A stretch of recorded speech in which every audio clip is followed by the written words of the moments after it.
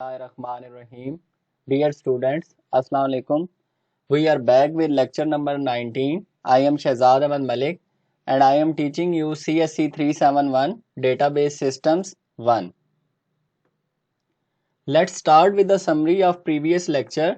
In previous lecture, we discussed group by clause in detail. We discussed what are groups and how groups are made basically in databases or tables using group by clause. Then we learned how to restrict certain groups and we applied restrictions on groups using having clause.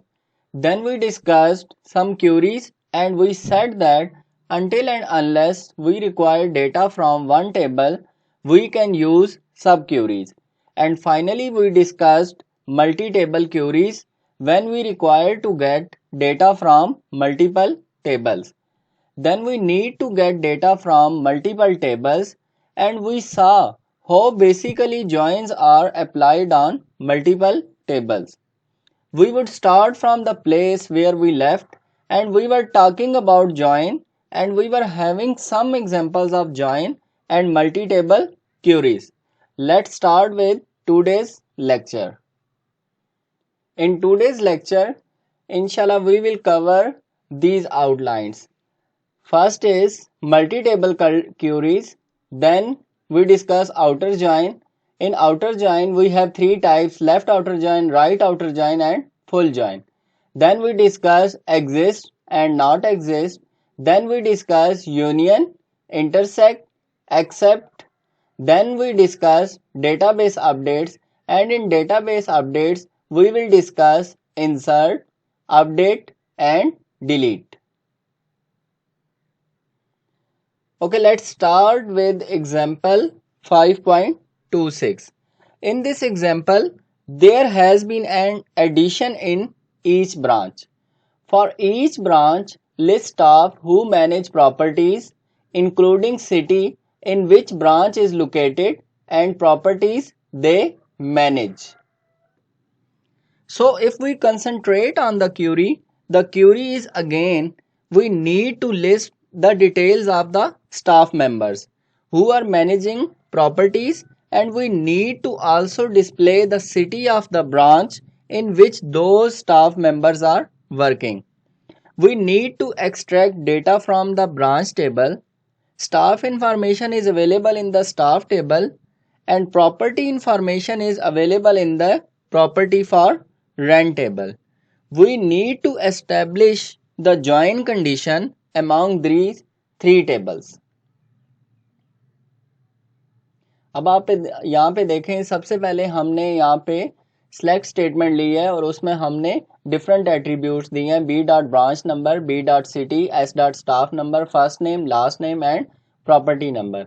जैसा कि मैंने आप लोगों को पहले भी बताया था कि जिस तरह हम लोग ये b dot branch number use करें, यहाँ पे जो आपका स्मॉल b है ये एज अ एलियस यूज़ हो रहा है और इसी तरह b डॉट सिटी में भी और s डॉट स्टाफ नंबर में भी, क्योंकि हमारे कुछ एट्रीब्यूट्स ऐसे होते हैं जो डिफरेंट टेबल्स के अंदर कॉमन होते हैं, तो हमें ये पता नहीं चलता कि ये ब्रांच नंबर जो है ये ब्रांच टेबल से बिलोंग कर रहा है या ये ब्रांच नंबर जो है स्टाफ टेबल से बिलोंग कर रहा है या प्रॉपर्टी फॉर रेंट टेबल से बिलोंग कर रहा है.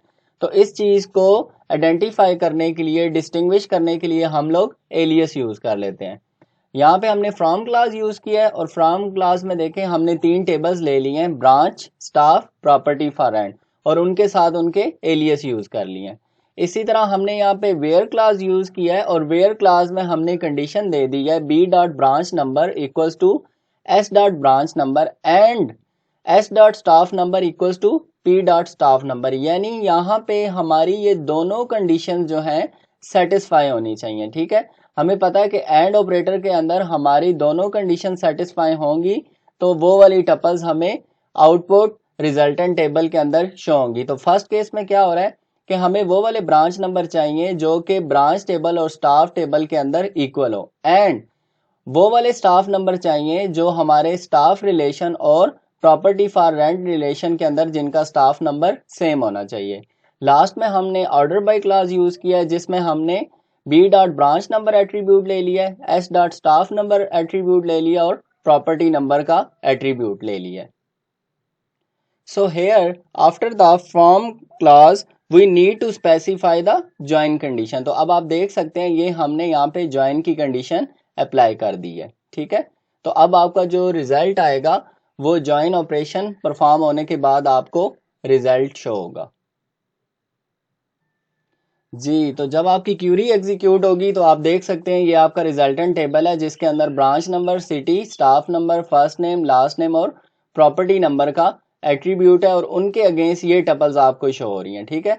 आपको यहाँ पे 5 टपल्स मिली हैं जिसमें 3 टपल जो है ब्रांच 003 से रिलेटेड है, एक टपल ब्रांच 005 से और दूसरी टपल जो है ब्रांच 007 से बिलोंग कर रही है।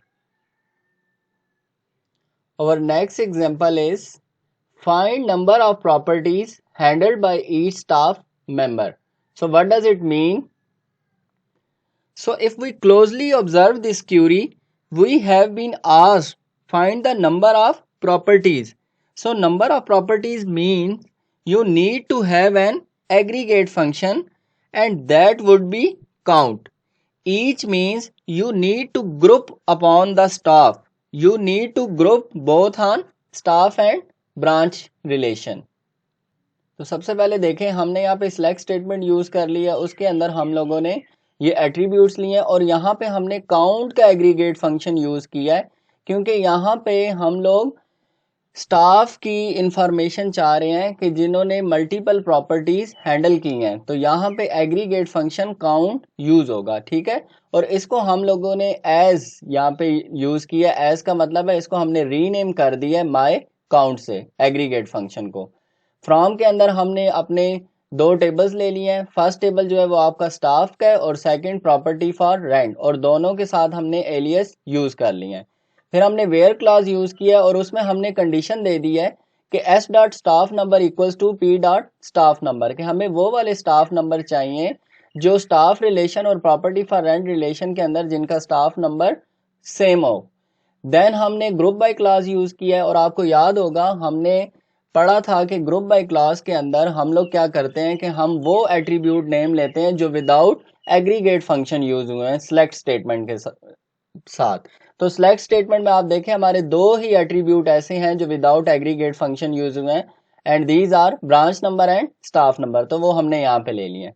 और लास्ट में हम ऑर्डर बाय क्लास यूज करते हैं। ऑर्डर बाय क्लास हमेशा हमारा लास्ट में आता है और इसमें भी हम वही एट्रीब्यूट ले रहे हैं जो ग्रुप बाय क्लास में हमने यूज किए हैं। तो आए अब इस क्यूरी को एग्जीक्यूट करके देखते हैं और इसका रिजल्ट देखते हैं। जी, तो जब इस क्यूरी को हमने एग्जीक्यूट किया है तो इसके अगेंस्ट हमें 3 एट्रीब्यूट शो हो रहे हैं, branch number, staff number, my account. तो सबसे पहले आप देख सकते हैं ब्रांच 003 का जो स्टाफ नंबर SG14 है उन्होंने एक प्रॉपर्टी को मैनेज या हैंडल किया। इसी तरह B003 में जो एक और स्टाफ नंबर SG37 है उन्होंने 2 प्रॉपर्टीज को मैनेज किया है, हैंडल किया है।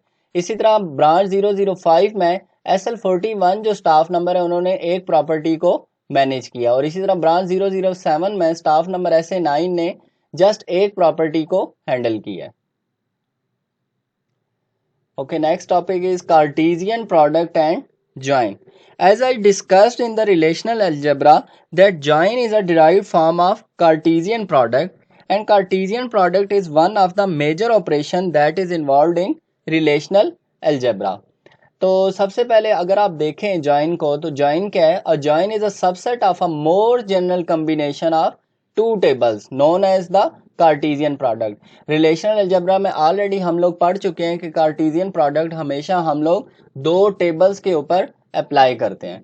अब इसके अंदर 2 चीजें आ जाती हैं, cardinality of Cartesian product and degree of Cartesian product. तो अगर कोई आपसे पूछे कि कार्टेशियन प्रोडक्ट की कार्डिनैलिटी क्या होती है तो आप कैसे बताएंगे? सपोज हमारे पास 2 रिलेशन है, एक रिलेशन आर है और एक रिलेशन एस है। रिलेशन आर के अंदर हमारे पास 4 टपल्स हैं और रिलेशन एस के अंदर हमारे पास 5 टपल्स हैं। तो इसकी कार्डिनैलिटी जो होगी वो 4 इंटू 5 मीन्स 20 टपल्स आपको यहाँ पे शो होंगी।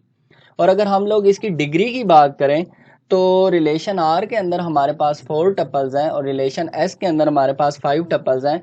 तो डिग्री में हम लोग हमेशा सम करते हैं, तो 4 + 5 = 9। तो इसका मतलब ये है कि इसकी डिग्री जो है कार्टेशियन प्रोडक्ट की वो क्या होगी? 9 होगी। If we talked about the cardinality and degree of the Cartesian product relation, again you should remember we talked about relational model that each operand is a relation and the result of each operation on those relation is again a relation. Second point जो है उसमें ये बताया गया है कि ISO standard जो है वो आपका एक स्पेशल फॉर्म प्रोवाइड करता है सिलेक्ट स्टेटमेंट के साथ कार्टेशियन प्रोडक्ट के लिए। तो उसकी अगर आप देखें तो नीचे ये डिफाइन किया गया है सिलेक्ट, उसके साथ हम लोग ये दो कीवर्ड्स यूज कर रहे हैं डिस्टिंक्ट एंड ऑल। इन दोनों का क्या मतलब है? डिस्टिंक्ट का मतलब है कि हम लोग डुप्लीकेट रो नहीं लेना चाह रहे, ठीक है। और ऑल का मतलब क्या है कि मींस हमें सारी रो देखनी है चाहे वो डुप्लीकेट वैल्यूज हैं या नहीं है। उसके बाद आप देखें करली ब्रेसेस में static pipe sign column list और फिर करली ब्रेसेस क्लोज हैं। इसका क्या मतलब है? मींस हमने कौन कौन से कॉलम्स दिखाने हैं, सारे दिखाने हैं या अपनी मर्जी के जो कॉलम्स हम यहाँ पे शो करवाना चाहते हैं। From table 1 cross join table 2। तो अब आपने जो एक चीज़ यहाँ पे नोट डाउन करनी है वो ये है कि जब भी आपने कार्टेशियन प्रोडक्ट यूज़ करना है तो उसके लिए जो कीवर्ड यूज़ होगा दैट इज़ क्रॉस जॉइन। और जो कार्टेशियन प्रोडक्ट है हमेशा दो टेबल्स के ऊपर परफॉर्म होता है, इसलिए आप यहाँ देख सकते हैं आपने टेबल 1 दिया, उसके बाद क्रॉस जॉइन का कीवर्ड यूज़ किया और फिर टेबल 2 का नेम दिया। Okay, how to compute a join.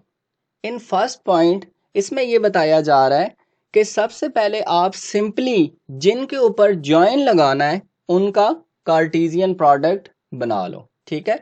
Second point ये जो आपका है इसमें यह बताया जा रहा है कि कार्टेशियन प्रोडक्ट के अंदर से आप क्या करो कि अब आप वो कंडीशन जो वेयर क्लास के अंदर मौजूद है अब आप उसको अप्लाई करो हर रो के ऊपर, और जो उस कंडीशन को सेटिस्फाई करती है वो वाली रोज आप शामिल कर लो, बाकी सारी रोज आप वहां से निकाल दें, एलिमिनेट कर दें। थर्ड पॉइंट जो आपका है ये वाला, थर्ड पॉइंट में ये एक्सप्लेन किया जा रहा है कि अब जो रोज आपकी सिलेक्ट हो गई हैं जो सेटिस्फाई कर रही हैं वेयर के अंदर कंडीशन को, अब उनमें से सिर्फ वो वाले एट्रीब्यूट सेलेक्ट कर लो जो आपने सिलेक्ट में स्पेसिफाई किए होंगे।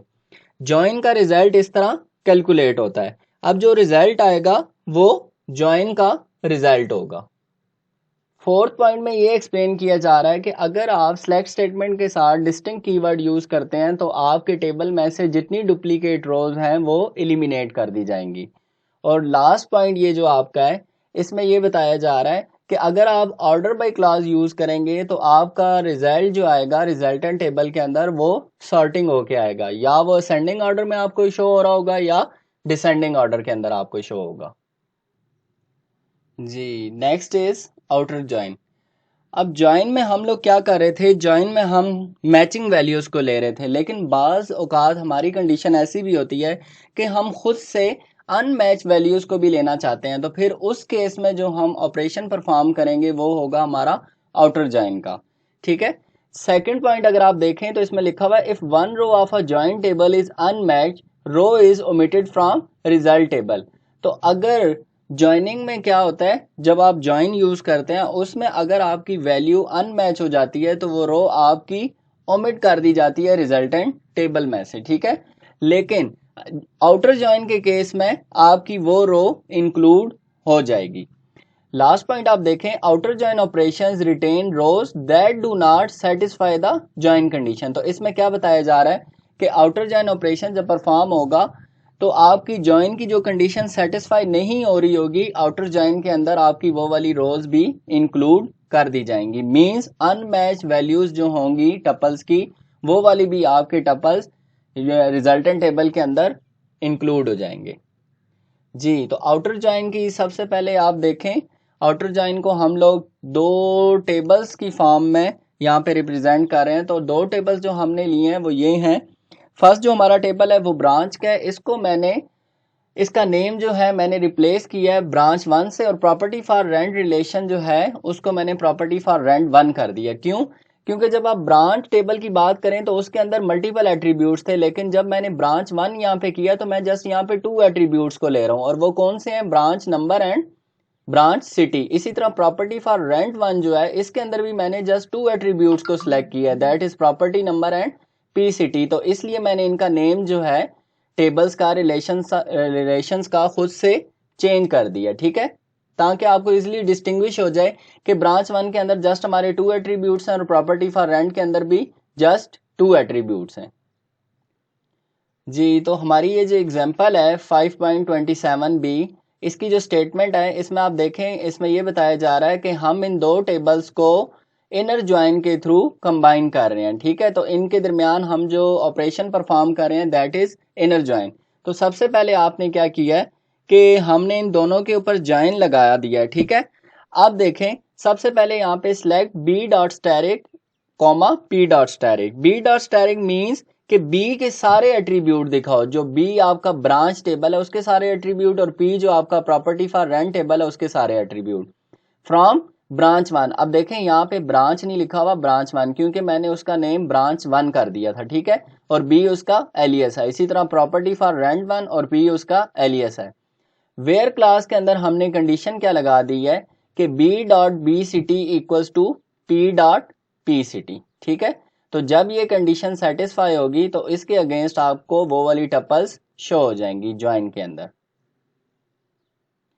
जी, तो अब आप इस क्यूरी को जब एग्जीक्यूट करेंगे तो आप देखें कि आपके पास यहाँ पे जस्ट 2 टपल्स शो हो रही हैं, जिसमें बी डॉट सिटी और पी डॉट सिटी दोनों की जो है वो इक्वल है। ये भी ग्लासको से बिलोंग कर रहा है, ये भी ग्लासको। इसका प्रॉपर्टी नंबर PG4 है और इसका B003, इसका B002 और इसका PL94, और दोनों के सिटी है लंदन। अब हम इसको वेरीफाई करते हैं कि क्या ये रिजल्ट वाकई ही एक्यूरेट है। तो हम उसी टेबल पे जाते हैं जिनमें हमने खुद से उस टेबल के दो एट्रीब्यूट सेलेक्ट किए थे, ठीक है। तो आए मैं आपको दिखाता हूँ। जी, तो सबसे पहले आप ब्रांच रिलेशन के अंदर आए, यहाँ पे ब्रांच नंबर B003 है। इसको अगर हम PA14 के साथ मैच करें तो इन दोनों का सिटी जो है वो सेम नहीं है, तो ये वाली आपकी रो जो है ये क्या हो जाएगी, एलिमिनेट हो जाएगी, ठीक है। अब ब्रांच 003 को जब आप इसके साथ कंपेयर करेंगे तो ये भी आपकी रो जो है एलिमिनेट हो जाएगी, क्योंकि आपके रिजल्ट मैच नहीं कर रहे थे, सिटी डिफरेंट है। B003 जो है आपका PG4 प्रॉपर्टी नंबर के साथ मैच हो रहा है, क्यों, क्योंकि उन दोनों के सिटी क्या है, ग्लासगो। तो हमारे पास एक टपल ये आ जाएगी B003 और PG4, और इन दोनों का सिटी क्या है, ग्लासगो। तो रिजल्ट में हमें यही शो हो रहा था। सेकंड, जब हम आते हैं B004 ब्रिस्टल, तो यहाँ आप प्रॉपर्टी फॉर रेंट में देखें कोई ऐसा सिटी नहीं है जो ब्रिस्टल सिटी से मैच कर रहा हो, तो ये वाली रो जो है आपकी एलिमिनेट हो जाएगी। नेक्स्ट जो आपकी है ब्रांच 002, उसके अगेंस्ट जो सिटी है लंदन, वो फर्स्ट इससे कंपेयर होगा, ये मैच नहीं कर रहा, ये आउटपुट में नहीं शो होगा। B002 PL94 के साथ जाके मैच कर गया, ठीक है, उसका भी सिटी क्या है, लंदन। तो आउटपुट में आपका B002 और PL94 वाली टपल इंक्लूड हो जाएगी। और B002 जब इसके साथ कंपेयर करेंगे तो यहाँ पे आपके मैचिंग नहीं हो रही, तो ये आउटपुट में आपको शो नहीं होगी। तो अब आपने देखें वेरीफाई कर लिया कि B003 और PG4 आएगा, B002 और PL94 आएगा, ठीक है जी। तो अब हम दोबारा देखें तो ये देखें B003 के साथ PG4 दोनों के सिटी ग्लासगो, और B002 के साथ PL94 और दोनों के सिटी लंदन। ये मैंने अब आपको उस टेबल से भी वेरीफाई करके दिखा दिया रिजल्ट। जी, तो जब आपने आउटर जॉइन अप्लाई किया तो फर्स्ट पॉइंट ये बताया जा रहा है कि result table has 2 rows where cities are same, कि रिजल्टेंट टेबल में जस्ट हमें 2 ही रोज शो हुई हैं, 2 ही टपल शो हुई हैं जिनके सिटीज सेम है। और सेकंड पॉइंट में ये बताया जा रहा है कि उसने ब्रिस्टल और अबरदीन वाली ब्रांचेस को क्या कर दिया है, एलिमिनेट कर दिया, उनको इंक्लूड नहीं किया क्योंकि उनके सिटीज डिफरेंट थे। थर्ड में आपको ये बताया जा रहा है to include unmatched rows in result table use an outer join, ठीक है। अगर आप चाहते हैं कि आपकी अनमैच रोज भी जो है उस रिजल्टेंट टेबल में इंक्लूड हो जाएं तो फिर आप क्या यूज करेंगे, आउटर ज्वाइन। आउटर ज्वाइन की 3 टाइप्स हैं, ये ऑलरेडी हम लोग रिलेशनल अलजेब्रा में पढ़ चुके हैं, इनकी भी वर्किंग सेम है, ठीक है। तो अब 1 बाय 1 हम इसको एग्जाम्पल के थ्रू डिस्कस कर लेते हैं। जी, तो एग्जाम्पल 5.28 जो है वो हमारी लेफ्ट आउटर जॉइन से बिलोंग कर रही है, और उसकी स्टेटमेंट क्या है, list branches and properties that are in same city along with an unmatch branches. ठीक है, तो इसमें अनमैच ब्रांचेस की बात हो रही है कि हमें अनमैच ब्रांचेस भी शो करवाए। It means we need to have left outer join. Left side पर हम ब्रांच के टेबल को रखेंगे क्योंकि हमें ब्रांच की हम तमाम रोज जो हैं वो दिखाना चाह रहे हैं। ठीक है, तो सिलेक्ट के साथ आपने ये दो एट्रीब्यूट्स ले लिए, B dot static, B dot static, यानी ब्रांच और प्रॉपर्टी फॉर रेंट के सारे एट्रीब्यूट शो होंगे। From branch 1 B left join property for rent P. ठीक है, और यहाँ पे ये देखें ऑन यूज हुआ है। ऑन जो है आपकी ज्वाइन की कंडीशन है। ठीक है, यहाँ पे जो ऑन है वो आपकी क्या है, ज्वाइन की कंडीशन है, और कंडीशन क्या है, B dot B city equals to P dot P city. ठीक है, तो आए अब इस क्यूरी को एग्जीक्यूट करके इसका रिजल्ट देखते हैं।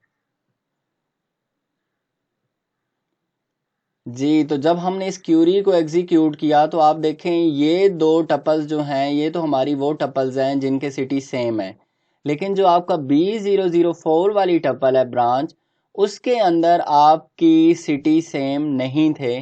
तो इसने सिंपल क्या कर दिया है, उन प्रॉपर्टी नंबर और पी सिटी वाले रिलेशन में इन दोनों एट्रीब्यूट्स की वैल्यू क्या सेट कर दी है, नल। यानी कि आपको वो टपल्स शो करवा रहा है जो अनमैच्ड हैं। ठीक है, लेकिन उनकी वैल्यूज यहां पे क्या सेट कर दी हैं, नल। एग्जाम्पल 5.29 जो है ये राइट आउटर जॉइन की एग्जाम्पल है, सेम वही स्टेटमेंट है, लेकिन यहाँ पे हम लोग क्या यूज कर रहे हैं, राइट जॉइन। ठीक है, लेफ्ट की जगह हम लोग राइट जॉइन यूज करेंगे। तो अब आपकी जो नल वैल्यूज हैं वो आपके राइट वाले टेबल में शो होंगी। तो राइट पे जो आपका टेबल है वो ब्रांच नंबर और ब्रांच सिटी के एट्रीब्यूट वाला था, तो उसमें आपको दो वैल्यूज जो हैं वो नल शो होंगी। ठीक है, तो आए रिजल्ट को देखते हैं। जी, तो जब इस क्यूरी को एग्जीक्यूट किया तो देखें अब ब्रांच नंबर और ब्रांच सिटी के अगेंस्ट आपको दो नल वैल्यूज यहाँ पे शो हो रही हैं। ठीक है, और ये वो जो दो टपल्स हैं ये क्या है, यहाँ पे इन दोनों की सिटीज क्या है, सेम है, Glasgow and London. Next example is 5.30 और ये एग्जांपल बिलोंग कर रही है फुल आउटर जॉइन से। ठीक है, वही सेम स्टेटमेंट है। फुल आउटर जॉइन में क्या होगा कि आपकी राइट जॉइन भी शो हो रही होगी और आपकी लेफ्ट जॉइन भी शो हो रही है। तो आपका जो रिजल्टेंट टेबल बनेगा उसमें लेफ्ट साइड पे भी आपकी नल वैल्यूज शो हो रही होंगी और आपकी राइट साइड पे भी आपकी नल वैल्यूज शो हो रही होंगी। ठीक है, सेम क्यूरी वही है, यहाँ पे जस्ट आपने फुल जॉइन यूज कर ली है। ठीक है, तो जब आप इस क्यूरी को एग्जीक्यूट करेंगे तो जो आपका रिजल्टेंट टेबल होगा उसमें नल वैल्यूज आपको राइट साइड पे भी शो होंगी और लेफ्ट साइड पे भी शो होंगी। जी, तो जैसे अभी हमने बात की थी आप लोग यहाँ पे देख सकते हैं आपको लेफ्ट साइड पे भी नल वैल्यूज शो हो रही हैं और आपको राइट साइड पे भी नल वैल्यूज शो हो रही हैं। ठीक है, तो अब आपको फुल जॉइन के अंदर तमाम जो आपकी फोर टपल्स हैं वो शो हो रही हैं। होप सो अब आपको एग्जांपल्स के थ्रू ये तमाम चीज़ें इजीली क्लियर हो गई होंगी। ठीक है।